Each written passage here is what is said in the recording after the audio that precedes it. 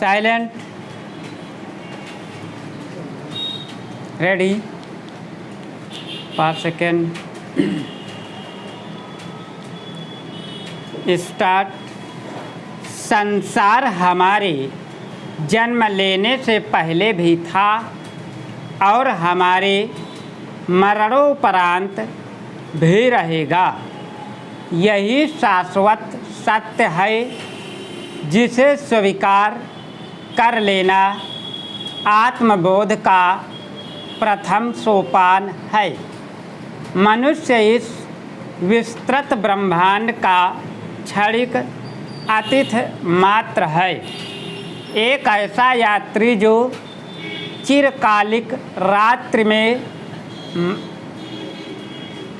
मात्र दीप शिखा के समान कुछ क्षणों के लिए व्यक्त एवं आलोकित होता है और फिर उसी गहन अंधकार में विलीन हो जाता है। विडंबना यह है कि यह क्षण भंगुर अस्तित्व भी जब चेतना का रूप धारण करता है तो स्वामित्व का मोह जाल उसमें अंकुरित हो उठता है। विधाता ने हमें साधनों के उपभोग का अधिकार दिया है, परंतु उनमें स्वामित्व का भाव पालने की अनुमति नहीं। मनुष्य की विडंबना यह है कि वह अनुकूलताओं को सुख और प्रतिकूलताओं को दुख का नाम दे देता है। जैसे कोई बालक जल में अपनी परछाई को देखकर हर्षित होता हो और जब वह लहरों से विखंडित हो जाती है तो वह रो पड़ता है। सुख और दुख दोनों उसी परछाई की भांति हैं, नश्वर, परिवर्तनशील और अप्राप्य बुद्ध कहते हैं। सब दुखों की जड़ तृष्णा है। देखा जाए तो यह तृष्णा वस्तुओं की नहीं, स्वामित्व की है। विचार कीजिए कि जब तक कोई मन वस्तु अप्राप्य थी तभी तक उसका आकर्षण था। जैसे ही उस पर स्वामित्व मिला उसका आकर्षण समाप्त हो गया।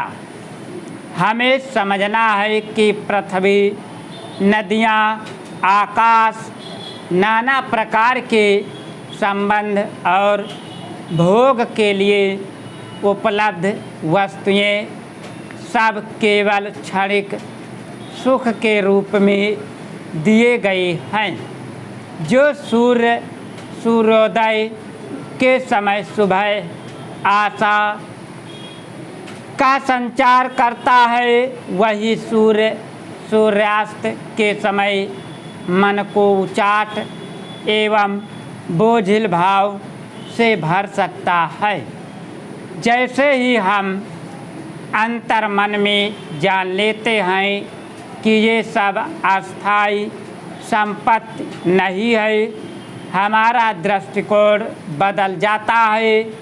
तब हम स्वस्थ चित्त वृत्ति के साथ संसार को एक संगीत की भांति अनुभव करते हैं जो सुनने के लिए, थिरकने के लिए है, किंतु किसी बंधन में बांधने के लिए नहीं। हिंदी को लेकर किसी भी तरह का विवाद उचित नहीं है। इन दिनों महाराष्ट्र में इसको लेकर बेवजह की राजनीति की जा रही है। राजनीतिक दलों को इस तरह के विवाद से बचना चाहिए। वोट बैंक की राजनीति के चलते यह विरोध हो रहा है।